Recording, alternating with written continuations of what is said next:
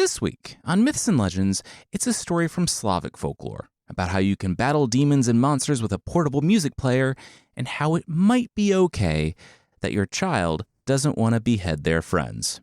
The creature this week is a dog from Norse myth who is not a good boy, mainly because he'll help to bring about the end of the world.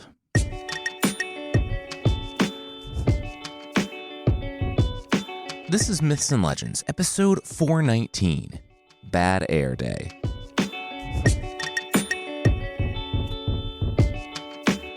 This is a podcast where we tell stories from mythology and folklore. Some are incredibly popular tales you might think you know, but with surprising origins.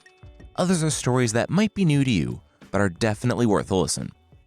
Today, it's a story from Slavic folklore, where it might be a bad idea to brag about how rich and awesome your kids are, and surround your daughters with guards that invite the challenge of the various wizards, Baba Yagas, and monsters that live in your world. Today we'll jump in with a Tsar who's doing just that.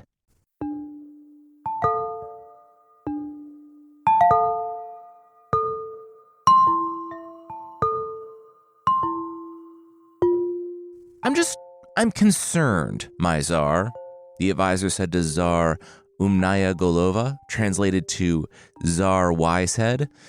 It's about the girls. You don't think that maybe it might be a bad idea to have everyone over to celebrate them, give people literal buckets of meat, and talk about how your girls have only been fed with actual golden spoons, how they sleep under sable blankets, and each of them, Tsarevna Tsinyana, which translates to the priceless princess, and the other, Tsarevna Betsinyana, the invaluable princess, each have 3 nurses that are trained to keep flies off them at all times. You don't think that might be a little conspicuous? What do you mean? I'm the Tsar. The Tsar pointed to his robes and scepter like he was proving something. No, for sure. But we live in a world of wizards, monsters of the earth and sea, and Baba Yagas? Maybe plural. Who even knows anymore? The advisor said. It might just be better to tone some of those things down a bit. I hear you.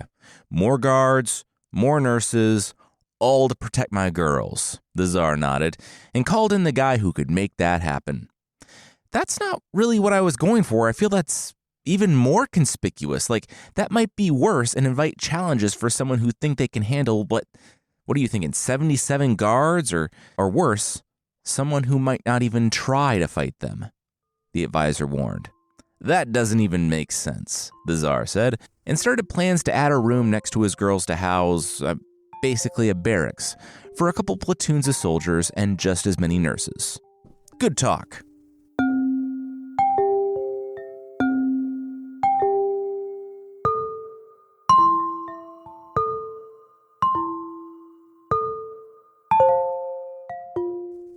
Well, the Tsarevnas were kidnapped, the advisor said a few months later. What?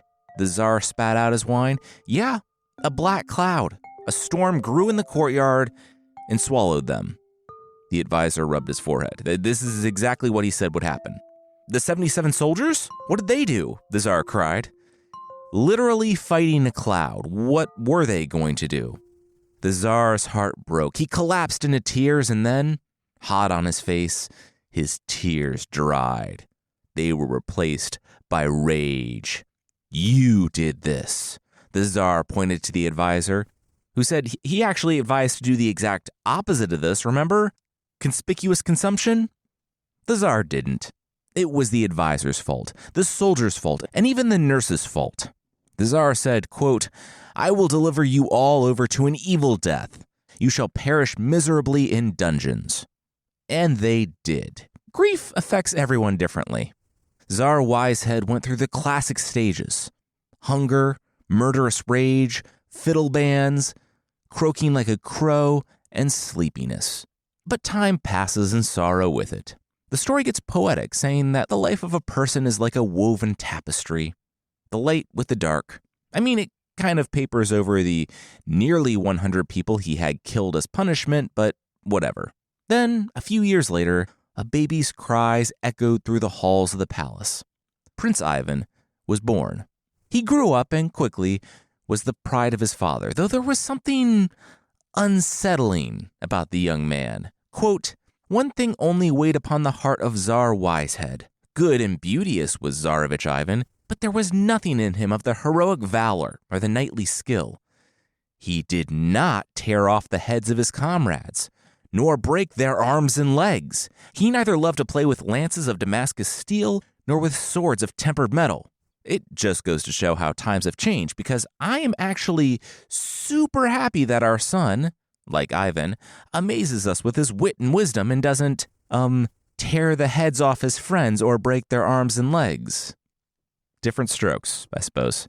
Additionally, though, Ivan wowed everyone with a harp that didn't need a harper. Now, this was confusing to me, and it remains confusing to me because I can't find a satisfying explanation. It said that when Ivan touches the harp, it plays beautiful music.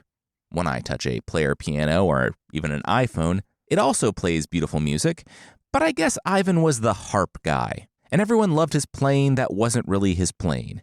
He did have a nice voice, though. A nice voice that wouldn't protect against rival kings, against a lance to the chest or barbarians at the gate. This much the Tsar told Ivan as the pair sat down to dinner one night, and also every other night. And these lances and swords and arms, they protected my sisters? Ivan asked. Tsar Wisehead stopped mid-bite, and the memory of his lost daughters ached like an old wound. Cities are not taken by strength, but by intelligence, craft, not by cudgels, but cunning, Ivan stated, then sat back. I have a proposition. Gather everyone in the realm.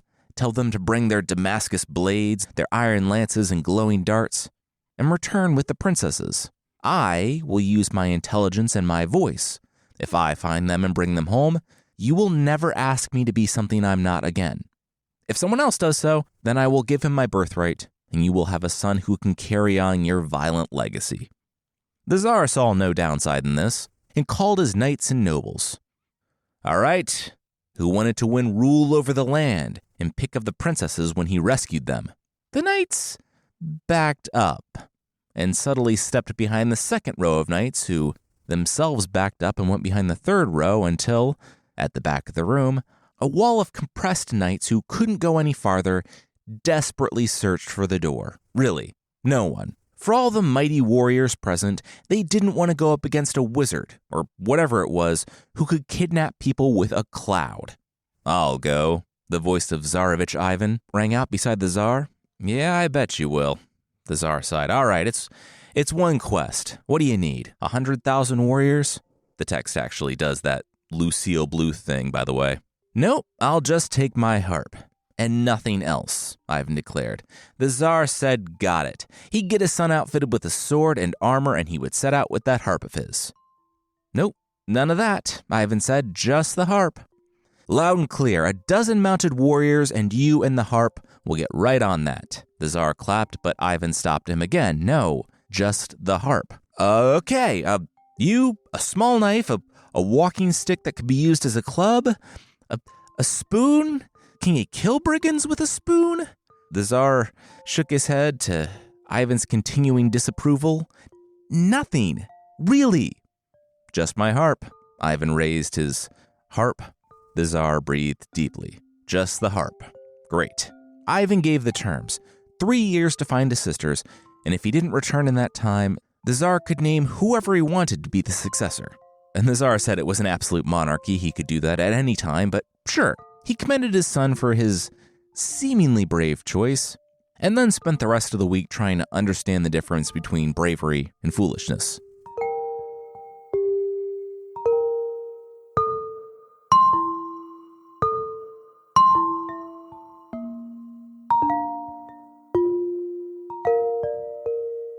Ivan, for all of his talk, actually had no idea where to go or what to do to find his sisters.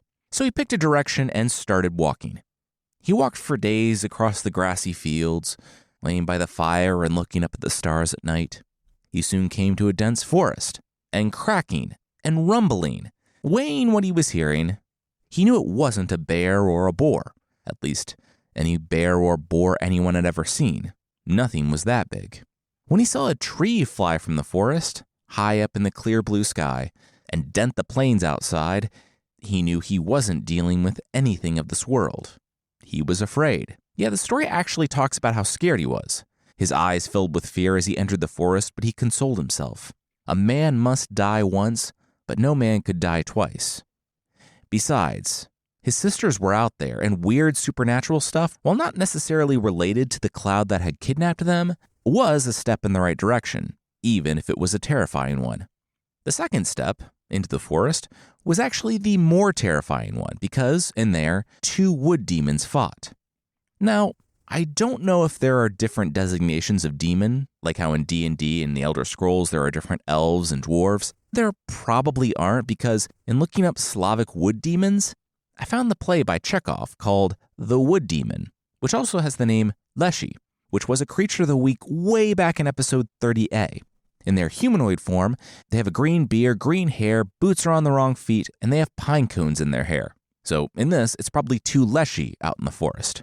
They're considered to be temperamental, something Ivan experienced when he saw them picking up trees and hitting each other with them. One picked up an oak, the other a pine 30 feet tall, and they just kept wailing on each other. Ivan sighed and took out his harp. He really buried the lead with his dad, with detailing the harp's power, because as soon as he began playing it, or rather, it began playing in his hands, the Leshies, the wood demons, stopped fighting and started dancing. We've talked about items like this. It's a bit of a trope in folklore. And more often than not, it's a magic fiddle that compels people to dance. I personally like to believe that the song coming out of the harp was just so catchy that people couldn't help but dance. Ye, my children, are regular wood demons, and yet ye make fools of yourselves, as if ye were common people, Ivan shouted, slipping in a little classist dig in his exhortation. The music stopped, but Ivan had their attention. Why shouldn't we fight? The Leshy said. Actually, maybe this little man could help. The other nodded in agreement, and the first continued. They were going on their way, and they found these items. Okay, get this. A tablecloth, some shoes, and a cap. Ivan looked at the items. And they're amazing. You unfurl the tablecloth, and 12 male youths and 12 female youths will come out and bring you mead and sweetmeats. You put the shoes on, and you can go 7 miles with one stride, and the cap turns you invisible. Wow, Ivan paced. I can see why you'd want those things. Okay, how about this? I don't know either of you, right? Both Leshies nodded. Yeah, they didn't have too many human friends. Right. I don't have a stake in this. So how about this? How about we do a binding arbitration thing here? I decide fairly who gets the stuff, and you both abide by my decision. I am a prince, after all. That, or you can go back to hitting each other with trees. The Leshies looked at one another and nodded. Yeah, okay. Seemed fair enough. Okay, since there are 3 items and they can't be divided evenly, I say, a race? Ivan asked.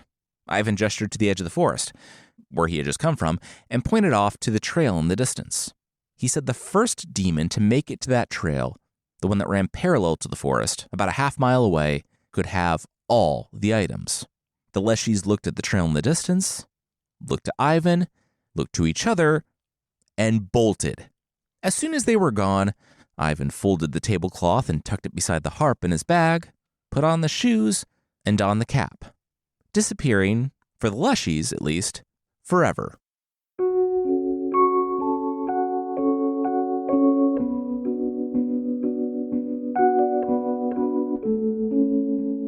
We'll catch up with an old frenemy of the show, Baba Yaga, but that will be right after this.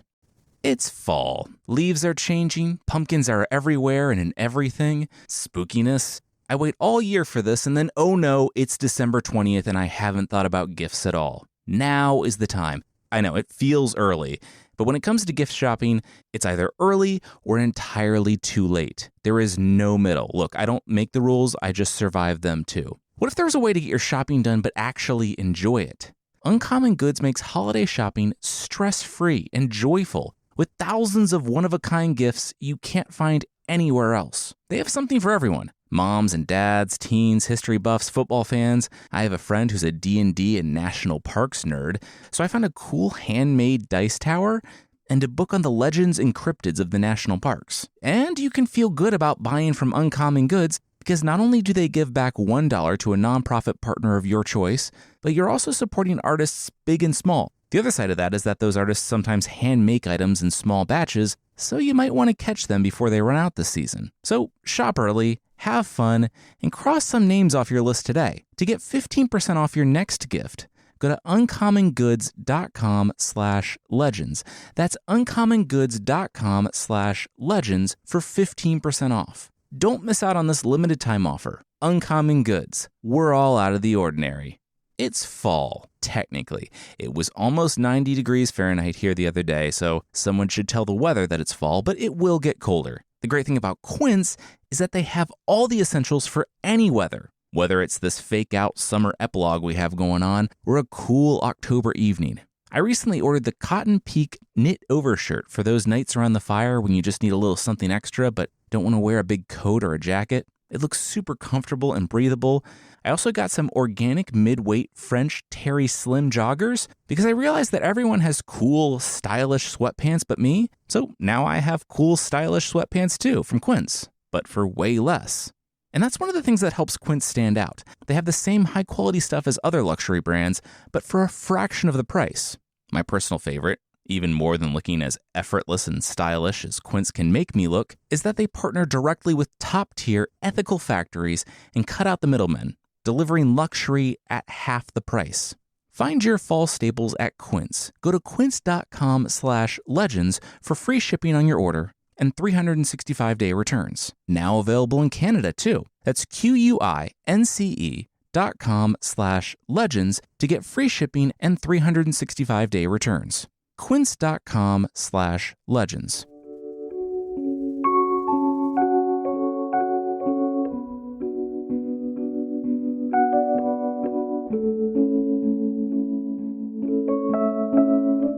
It was difficult to get used to going 7 miles, or about 11 kilometers, with a single step.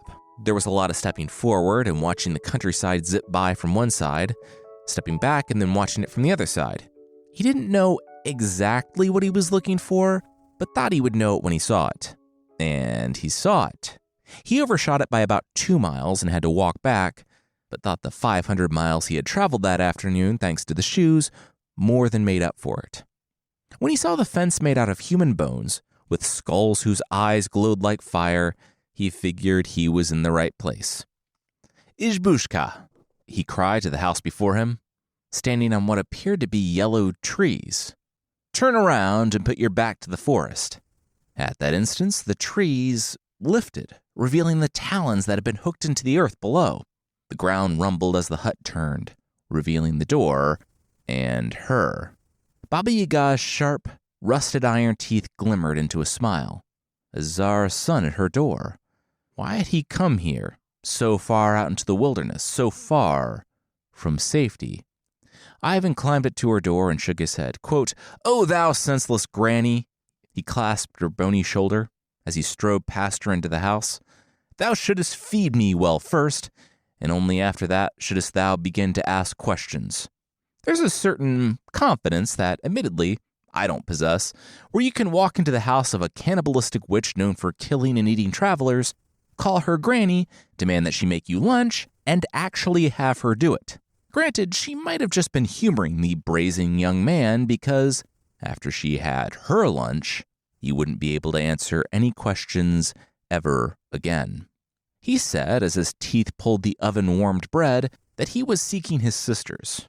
Priceless princess and invaluable princess, daughters of Tsar Wisehead. They had been kidnapped by a cloud 16 years ago? Baba Yaga nodded. Well, she knew where one of them was, at least. She pointed, the middle road, straight out from her house. The sister lives in the white stone palace of her husband, Forest Monster. Even if Ivan made it there, he would be devoured by the guards at the palace before he even laid eyes on his sister. Ivan said he imagined Forest Monster would have a difficult time eating him. He was a bony morsel. He rose and walked over to the bottles, sitting on a shelf on the wall, popped the cork of one, smelled it, and, closing it, put it in his pack. Baba Yaga smiled at the young man. But Forest Monster wouldn't eat him. She rose, her shadowy form seeming to fill the room. "That so?" Ivan asked as he walked toward the door. "Why's that?" His hands found his shoes in his bag, and he began slipping them on. Oh, please, please run. No one has run from me in quite some time. They all sit and cower and cry. I love it when they run. Baba Yaga's smile was black in the growing darkness of the hut. Then you're going to love me, Ivan said. His shoes in place, he took a dozen strides and found himself 100 miles away from the hut in mere moments, still on the middle road. A few more strides and he saw the path leading into the forest. And a few more miles and he saw the castle. But the monster, the devil out front, saw him. Hey, there, you, the devil pointed. No humans allowed. I'd rather not fight you, really. I'd prefer you to run or even slink away and try to probe for weaknesses at another door. I really don't care, but you're not getting through this one. Open the door, Ivan yelled back from the forest. No, did you just hear me? That's the one thing I can't do, the devil whined. Seriously, no respect at all. I'll give you vodka. A hand shot out of the bush with the bottle Ivan had taken from Baba Yaga's house. The little demon took a deep breath. He wouldn't let the strange human in, but he really would like to have some of his vodka.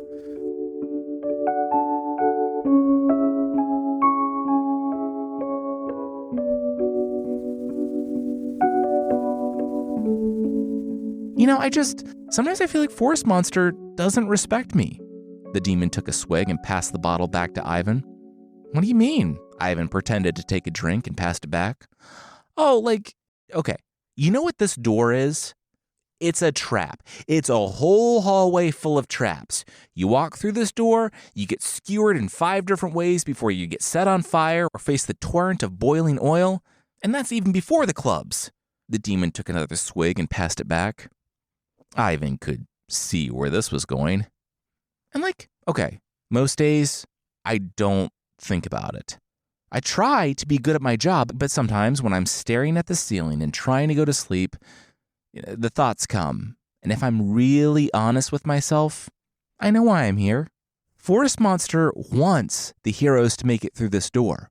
You don't put your best guard or even a good one on the door you want your adversaries to get through. You put me. A joke. I'm a joke, the demon said, and broke down crying. Ivan threw his arm around the demon, saying that he was right. The demon looked up at him in pain and confusion. But Ivan continued. The first part of changing was realizing that something was wrong. And he was proud of the little demon for doing that. He would leave the guard with this sentence.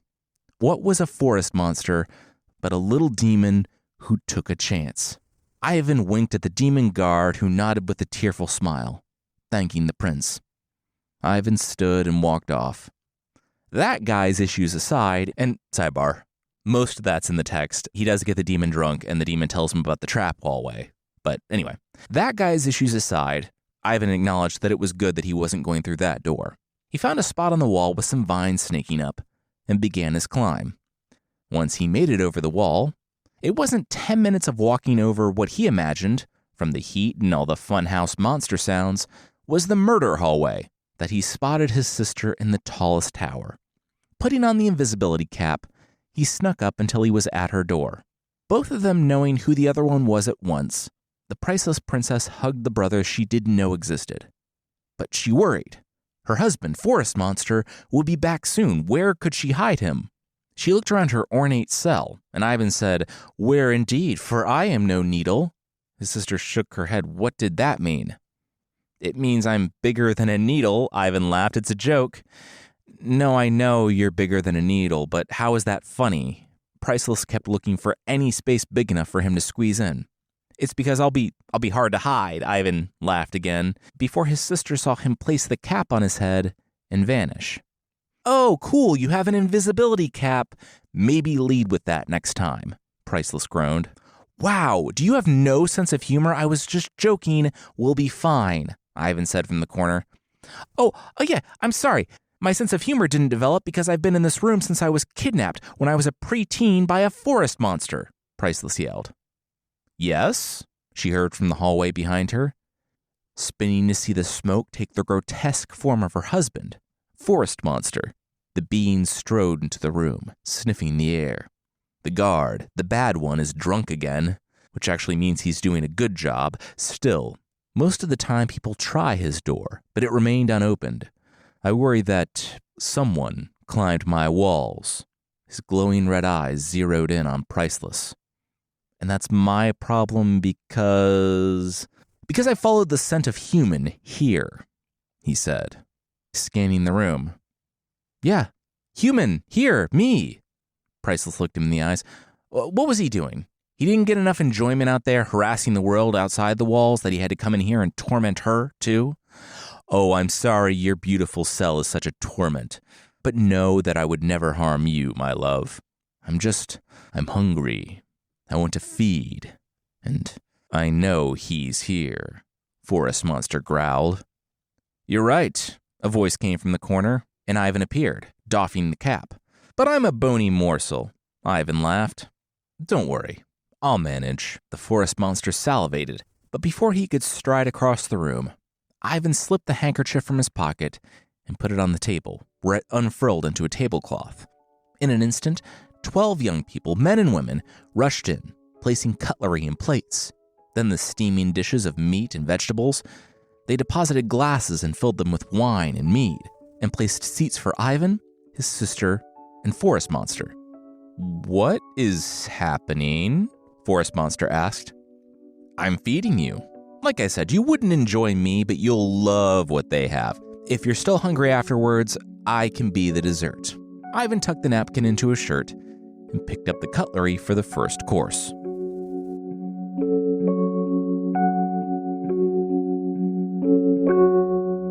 Three hours later, Ivan could see that forest monsters really were just little demons who took a chance. I don't know, man. I don't want to kidnap my brides. I don't want to be my father. I want someone to love me for me, but it's just so scary. Like, what if I meet someone and she's amazing and I let her in and she sees the real me and she doesn't like what she sees? Isn't the most vulnerable rejection also the most painful? What if I'm a monster on the inside and the outside? Forest Monster downed another mead. Well, that really puts a lot on a relationship, Ivan mused. Forest Monster couldn't rely on a partner to give him self-worth. He had to love and respect himself and meet her as an equal. Otherwise, how could he expect... Ivan was interrupted by the snores. Finally, all right. That was close, Ivan said, and his sister asked when they were escaping. Ivan shook his head. Not yet. He needed her to sit tight for a little while longer.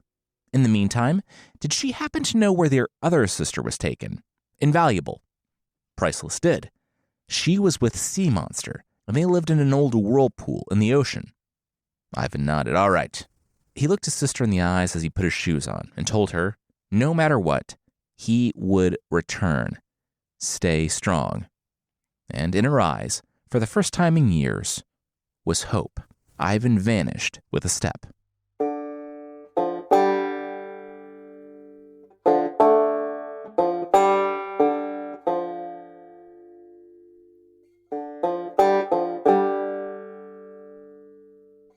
In a few steps, he was at the coast where he might have wished he had taken some of his dad's money before leaving on the voyage.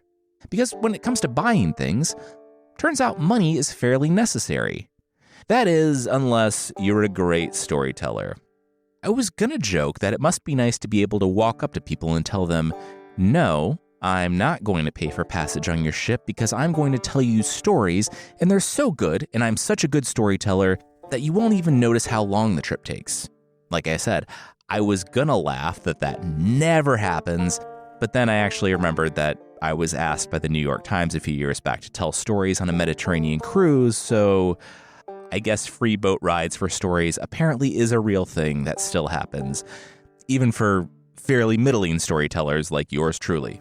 Thankfully, my storytelling wasn't so riveting that everyone on the boat stopped paying attention to where we were going and sailed us straight into a maelstrom. The whirlpools loomed in the sea ahead. Sea Monster demanded a sacrifice. Presumably, he didn't say it, but that's the first place the sailors' minds went, so that's what was happening. They cast lots, and Ivan shrugged when it came to him. Well, guess I'll die. It's been fun, guys, he said, picking up his bag. Even though he was willing to just jump, the sailors were pretty adamant about doing that thing where one person grabs his hands and the other his feet, and they swing him out into the water. Maybe it was so that he could be a pretty clear sacrifice on behalf of the boat, but Ivan still thought it was fun. As soon as the whirlpool took him, the sky cleared and the sea calmed, proving that, once again, human sacrifice is always the right first instinct for solving any problem.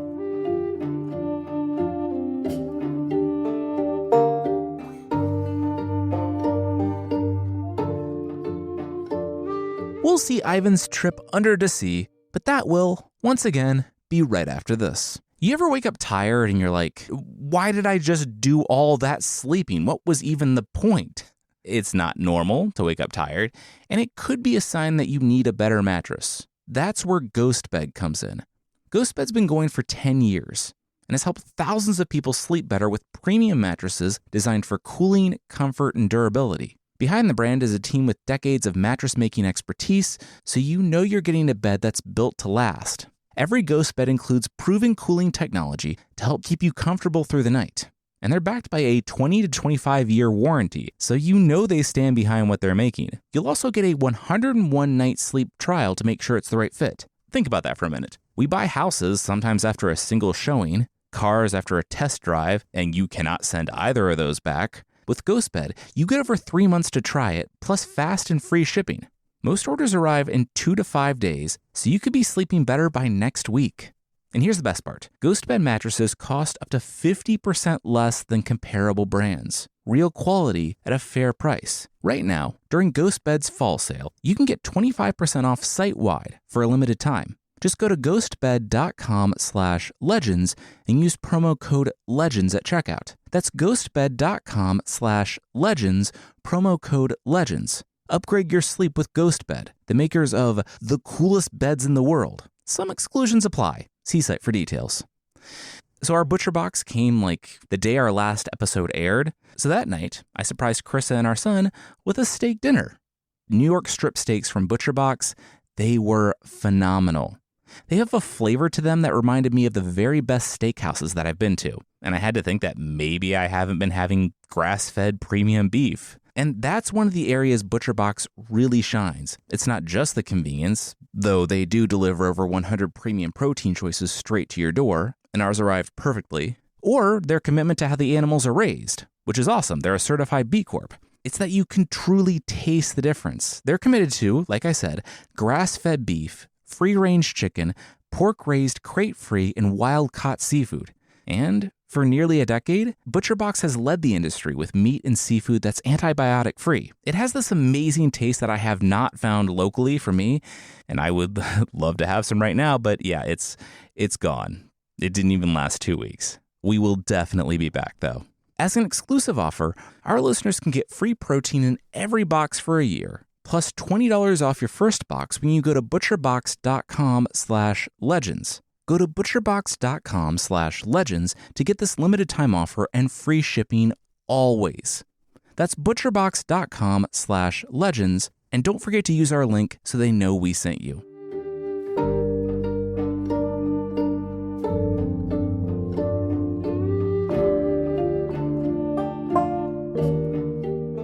Ivan made it because he didn't fight it. He didn't try to get to the surface, but went with the whirlpool as it pulled him down into the darkness. He hit the ground hard, having passed through the edge of the bubble into breathable air. Presumably, the story doesn't point this out, but that's where I'm going to draw the line for realism here. Ivan looked up and saw someone he had never seen before, but someone he recognized. Her, invaluable princess, his sister, sitting next to him, Sea Monster.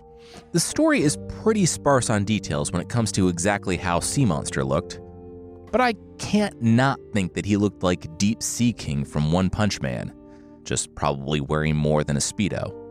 Sea Monster rose from his throne and thunder seemed to follow his steps as he walked over, saying it had been so long since he had eaten fresh flesh, and lo and behold, it dropped right into his hands. How much do you usually tip your DoorDash driver? Haha, I'm just kidding, I'm evil, I don't tip. His sharp teeth flashed in the glowing light of the cavern as his black, almost reptilian eyes studied every inch of Ivan.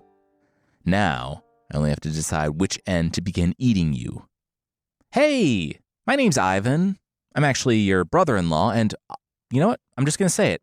When family comes to town, it's rude to kill and devour them. Ivan shrugged, just saying. Quote, "That's too much," shrieked the sea monster.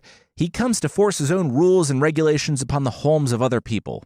Ivan might have argued that, while he respected other cultures' beliefs, he didn't actually buy into moral relativism, and while he didn't want to make waves, he had to draw his own moral line at someone killing him and eating his flesh. But we're at the scene in the movie where the shadow looming over the character grows, and then the camera pans out to two shadows, of one brutally consuming the other. Ivan shook his head. You know what? Better to just dance it out. What did he say? Did he say dance it out? Sea Monster looked to his shrugging fish subjects. But before he could look back to Ivan, the prince had his harp out.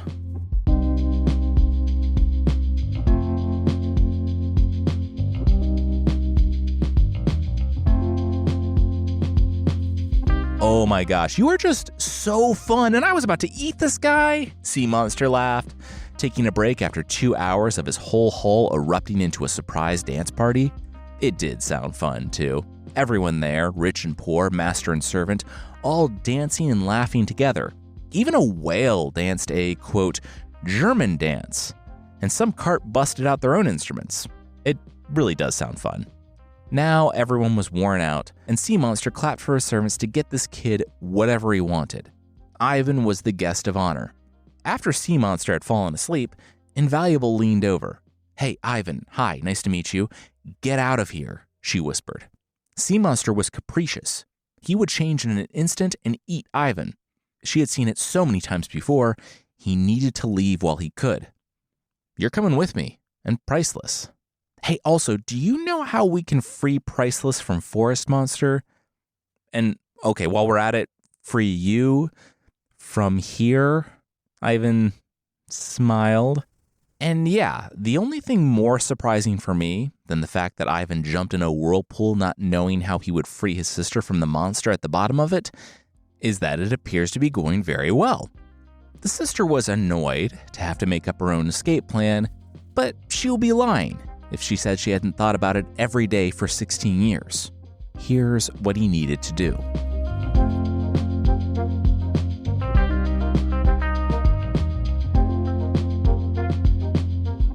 Ivan rose from the ocean, just outside the realm of Sea Monster. And after he waved goodbye to the sturgeon who took him to the coast, Ivan looked at the guards off in the distance. In addition to their guns, they carried lances on their back. A little old-timey, but it was less about jousting and more about messaging. Rather, sending a message, because on each of the lances on each of the guards' backs was the impaled head of a king or prince who had come seeking the hand of the Tsar Maiden, i.e. the Maiden King. Many had come seeking her hand, and all that remained of those who came before looked down on Ivan in various states of decay. Ivan took a deep breath. All right. Invaluable never said this would be easy. In fact, she said it would be extremely difficult, and it was basically a death sentence. But he would go back with his sisters, or he wouldn't go back at all. And going back with them, apparently, meant marrying the Tsar Maiden. And marrying her meant jumping her fence. Yeah, that was it.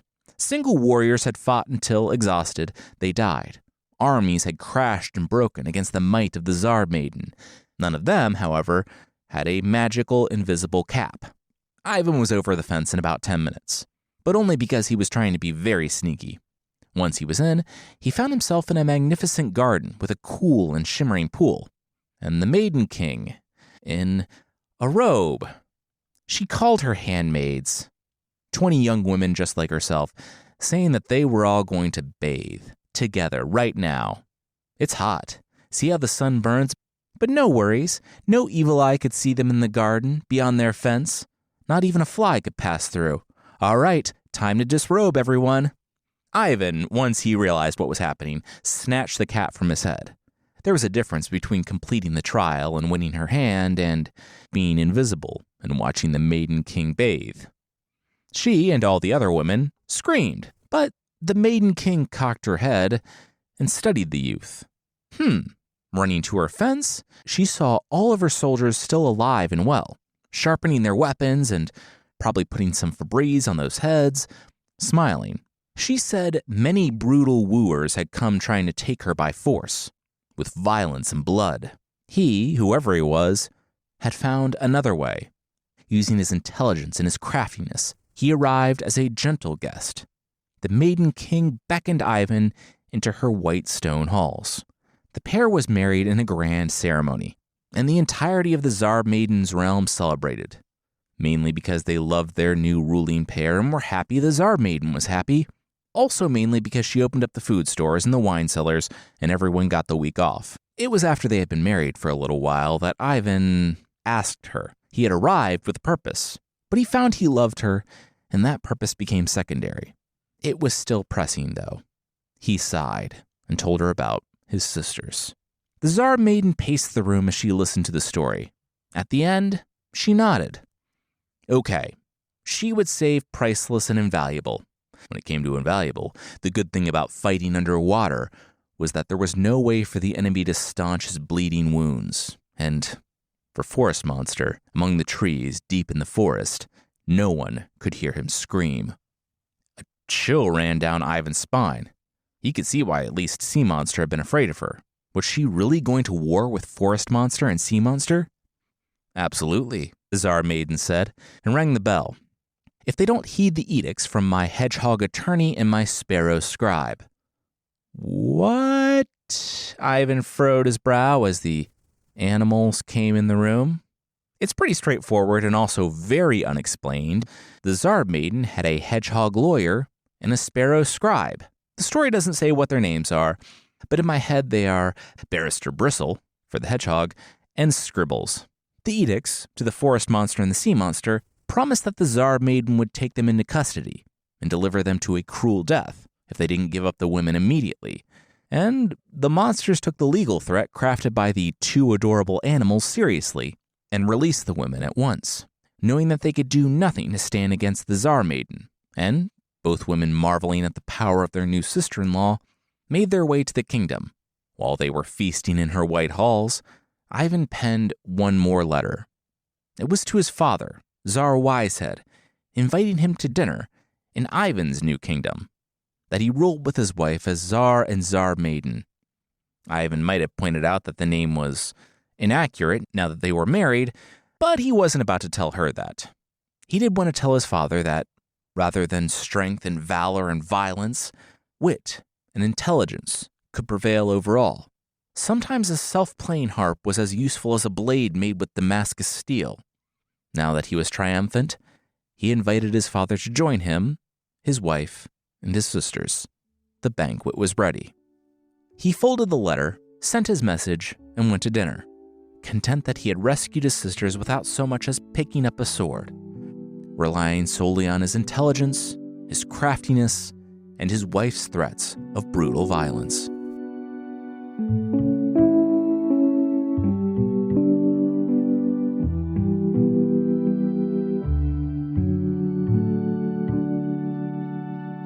So there's not much for cultural context when it comes to the story.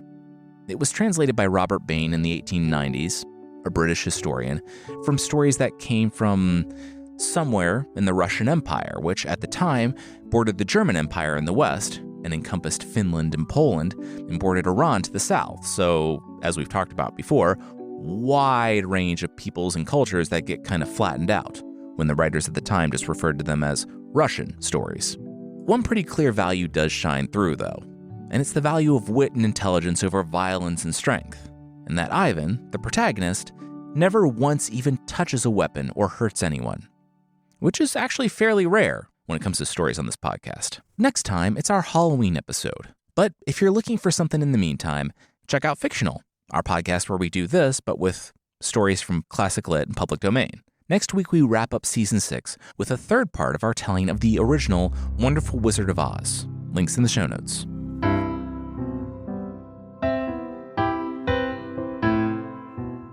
The creature this time is Garm from Norse myth. So before the gates of Hel Hell in Norse myth, the cold realm of the dishonored dead, a dog sits waiting. Now you might think, a dog. Okay, how many heads does he have? Just one? A little sparse in the heads. Is his tail made of snakes? No? Wow.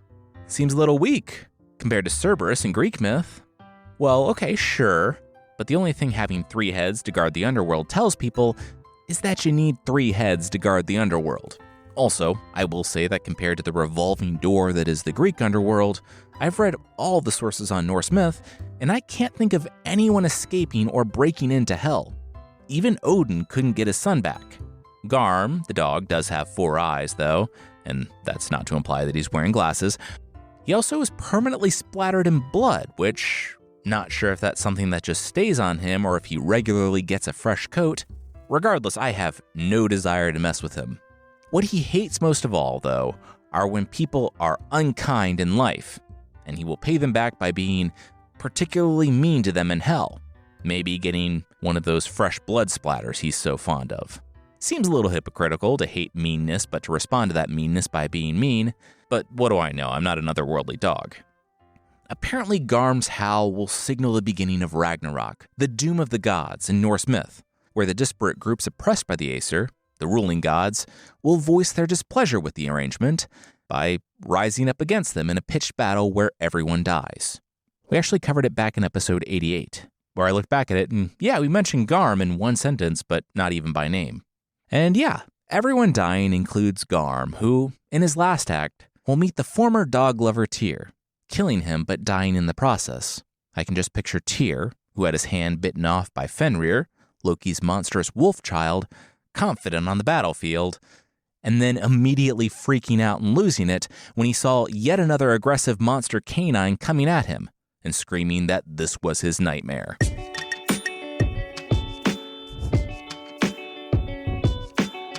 That's it for this time. Myths and Legends is by Jason and Carissa Weiser. Our theme song is by Broke for Free, and the Creature of the Week music is by Steve Combs. There's a list of other music we used in the show notes. Thank you so much for listening, and we'll see you next time.